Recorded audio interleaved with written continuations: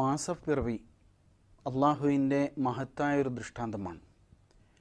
ഏത് മാസമായാലും മാസപ്പിറവി ദൃശ്യമായാൽ, അതല്ലെങ്കിൽ മാസപ്പിറവി സംഭവിച്ചിട്ടുണ്ട് എന്നറിഞ്ഞാൽ നബി സല്ലല്ലാഹു അലൈഹി വസല്ലം ഇങ്ങനെ പ്രാർത്ഥിക്കാറുണ്ടായിരുന്നു: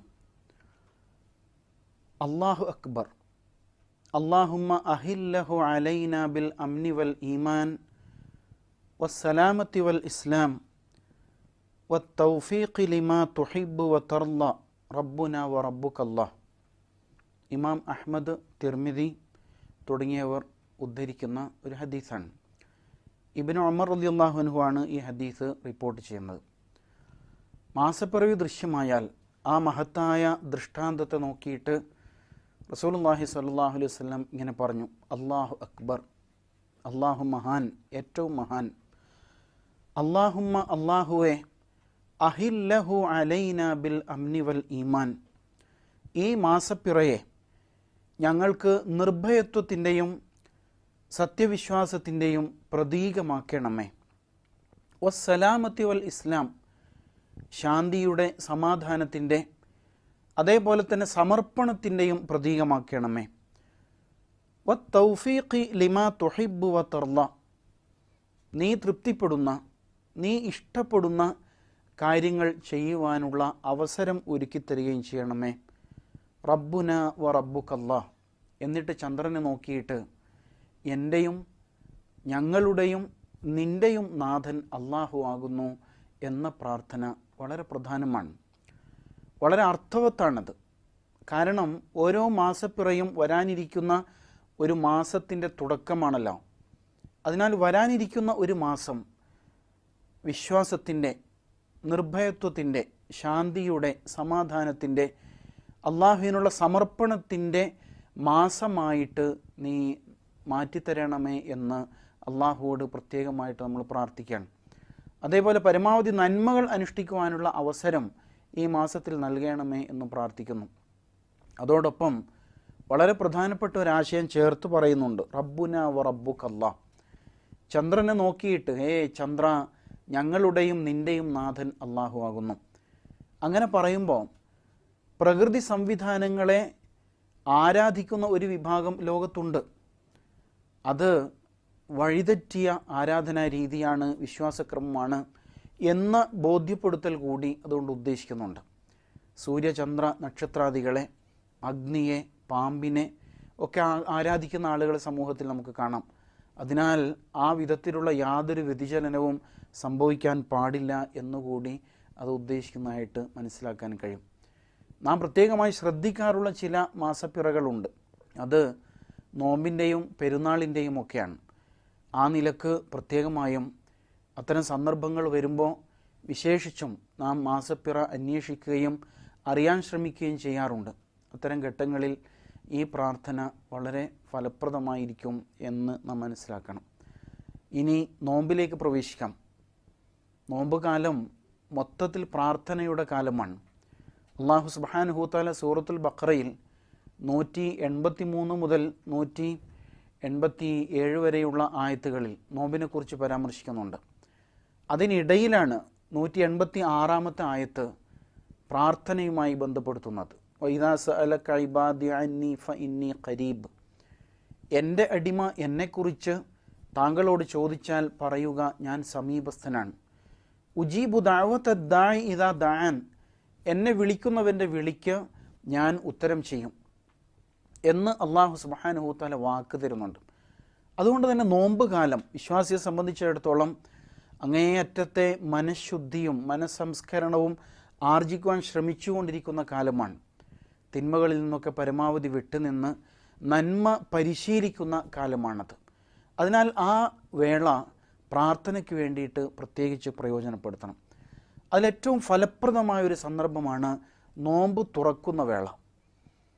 അല്ലാഹു സുബ്ഹാനഹു വ തആല തീർച്ചയായും ഉത്തരം നൽകുമെന്ന് ഉറപ്പുള്ള ഒരു സന്ദർഭമാണിത്. റസൂൽ സല്ലല്ലാഹു അലൈഹി വസല്ലം 3 പേരുടെ പ്രാർത്ഥനയ്ക്കും അള്ളാഹുവിനും ഇടയിൽ ഒരു മറയുമില്ല എന്ന് പഠിപ്പിക്കുന്നുണ്ട്. അയാളുടെ പ്രാർത്ഥന ഒരിക്കലും തിരസ്കരിക്കപ്പെടില്ല. അതിലൊരാൾ നോമ്പുകാരനാണ്. നോമ്പുകാരൻ നോമ്പ് തുറക്കുമ്പോൾ നിർവഹിക്കുന്ന പ്രാർത്ഥന അള്ളാഹുവിങ്കൽ സ്വീകാര്യമാകും. കാരണം അള്ളാഹുവിന് വേണ്ടിയാണ് അയാൾ ദാഹവും വിശപ്പും ക്ഷീണവും ഒക്കെ സഹിച്ചുകൊണ്ട് കഴിച്ചു കൂട്ടുന്നത്. മാത്രമല്ല നോമ്പിൻ്റെ ഏറ്റവും പ്രധാനപ്പെട്ട സന്ദർഭമാണ് നോമ്പ് തുറയോടടുക്കുന്ന സമയം. മനസ്സ് അങ്ങേയറ്റം നിർമ്മലമായിരിക്കും. ആ സമയത്തുള്ള പ്രാർത്ഥന അല്ലാഹു തആല തീർച്ചയായും സ്വീകരിക്കും. അതേപോലെ മറ്റൊന്ന് നീതിമാനായ ഭരണാധികാരിയുടെ പ്രാർത്ഥനയാണ്. രാജ്യത്ത് നീതിയും സമാധാനവും നടപ്പിൽ വരാൻ വേണ്ടി അദ്ദേഹം നിർവഹിക്കുന്ന പ്രാർത്ഥനകൾക്ക് ഉത്തരം ലഭിക്കും. അതേപോലെ മർദ്ദിതൻ്റെ പ്രാർത്ഥന അത് വളരെ പ്രധാനമാണ്. ആക്രമിക്കപ്പെടുന്ന ആളുകളുടെ പ്രാർത്ഥന അള്ളാഹുവിങ്കറിയാൽ സ്വീകാര്യമായിരിക്കും. ഇമാം അഹ്മദ് റിപ്പോർട്ട് ചെയ്യുന്ന ഹദീസിൽ നമുക്ക് അതുമായി ബന്ധപ്പെട്ട പരാമർശങ്ങൾ കാണാം.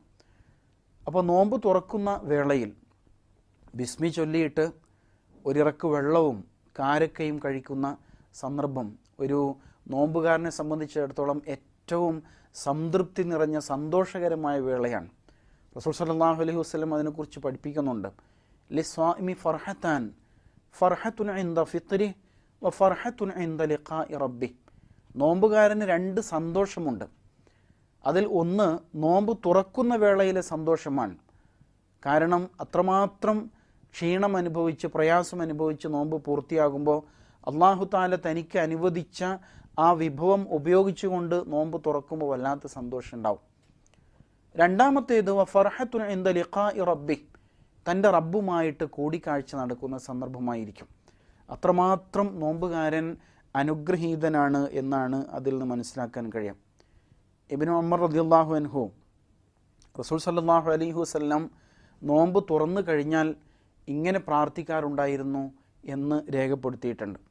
ദഹബൽ ലമ വബ്തല്ലത്തിൽ ഉറൂഖ് വസബത്തൽ അജ്റു ഇൻഷാ അല്ലാഹ്. ഇമാം അബൂ ദാവൂദ് റിപ്പോർട്ട് ചെയ്യുന്ന ഹദീസാണ്. ദഹബൽ ലമ, ദാഹം ശമിച്ചു. വബ്തല്ലത്തിൽ ഉറൂഖ്, നാടിഞരമ്പുകൾ നന്നായി നനഞ്ഞ് കുളിർത്തു. അങ്ങനെയാണല്ലോ നോമ്പ് തുറക്കുമ്പോൾ ചൂടുള്ള ശരീരത്തിലേക്ക് വെള്ളം കടന്നു ചെല്ലുമ്പോൾ അതിങ്ങനെ ഇറങ്ങിപ്പോകുന്ന വഴികളൊക്കെ നമുക്കറിയാൻ പറ്റും. അത്രമാത്രം ആസ്വാദ്യകരമായൊരു വേളയാണത്. എന്നിട്ട് പറയാണ് വ സബത്തൽ അജ്റു ഇൻഷാ അല്ലാഹ്, അല്ലാഹു തആല ഉദ്ദേശിച്ചെങ്കിൽ പ്രതിഫലം സ്ഥിരപ്പെട്ടു.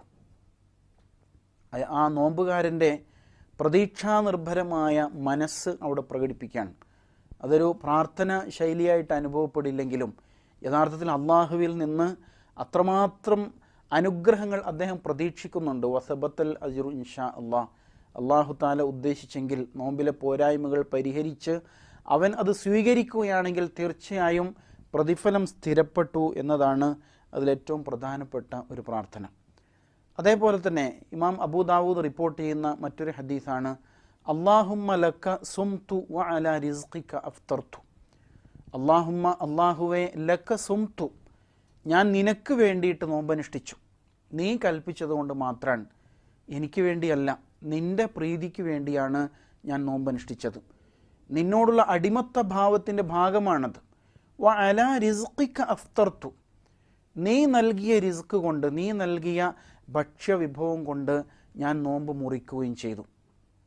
നീ കൽപ്പിച്ചപ്പോൾ ആരംഭിച്ച നോമ്പ്, നീ കൽപ്പിച്ച സമയത്ത്, നീ നിർണയിച്ച സമയത്ത് നീ എനിക്ക് നൽകിയ ഒരിറക്ക് വെള്ളം അല്ലെങ്കിൽ ഒരു കാരക്കച്ചുള, അതല്ലെങ്കിൽ അല്പം ഭക്ഷണം കൊണ്ട് ഞാൻ അത് പൂർത്തീകരിക്കുകയും ചെയ്തു. അല്ലാഹുമ്മ ലക സുംതു വ അലാ റിസ്ഖിക അഫ്തർതു. ഇങ്ങനെ പ്രാർത്ഥന നിർവഹിക്കുമ്പോൾ നോമ്പുകാരൻ ധന്യനായിത്തീരും എന്ന കാര്യത്തിൽ സംശയമില്ല. അതേപോലെ അബ്ദുല്ലാഹിബ്നു അംറു റളിയല്ലാഹു അൻഹു നോമ്പ് തുറന്നാൽ ഇങ്ങനെ പ്രാർത്ഥിക്കാറുണ്ടായിരുന്നു. അല്ലാഹുമ്മ ഇന്നി അസ്അലുക ബിറഹ്മതിക്, അല്ലാഹുവേ, നിൻ്റെ കാരുണ്യം മുൻനിർത്തിയിട്ട് ഞാൻ നിന്നോട് ചോദിക്കുകയാണ്. ഏത് കാരുണ്യം?